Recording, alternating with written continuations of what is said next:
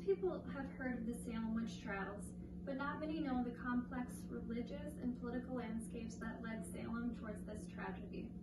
Today I will be giving a historical overview of the events that led up to, happened during the Salem witch trials. I will also be exploring the aftermath and the legacy. I've heavily researched some of the top experts on the subject, such as the Smithsonian and the Encyclopedia Britannica.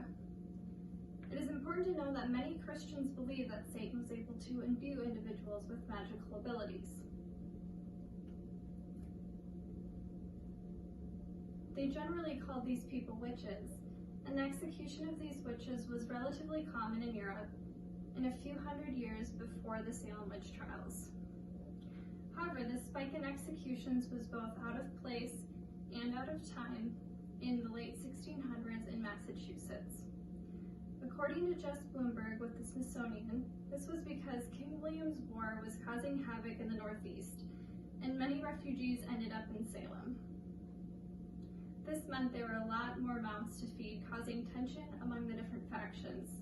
There was also a lot of controversy about the new minister, Paris, who was often perceived as greedy. When his daughter started behaving strangely, the town's doctor told everyone it was because of the devil. This hysteria led to a frenzy of accusations, often between the different factions. Young girls in the village, including the daughter and niece of the minister, started demonstrating strange behaviors that sparked accusations. When pressured by Paris to identify their tormentor, his daughter claimed to have been bewitched by other marginalized members of the community, mainly older women.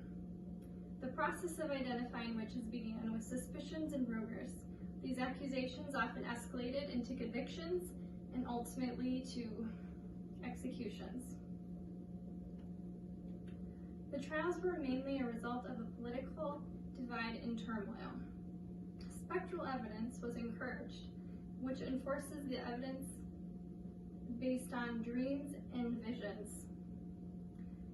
After weeks of informal and unjust hearings, Governor Sir William Phipps added some formality to the trials when he put a stop to them when his own wife was accused. According to Jeff Wallenfeld with the Encyclopedia Britannica, many in the community who viewed the unfolding events as travesties remained mute, afraid that they would be punished for raising objections to the proceedings for being accused of witchcraft themselves. Nearly 200 people were accused of practicing witchcraft and 20 were executed. In 1702, the General Court declared that the trials had been unlawful and eventually compensated the families of those convicted.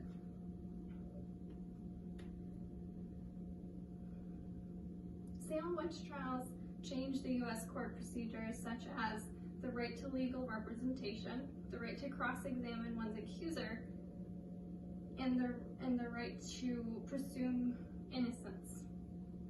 The crucible was set during the Salem witch trials, and homage is often found in Sabrina the Teenage Witch, American Horror Story, and many other popularized stories about witches.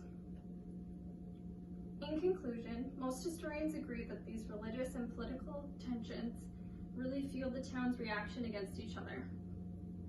The trials were unjust, and they used spectral evidence.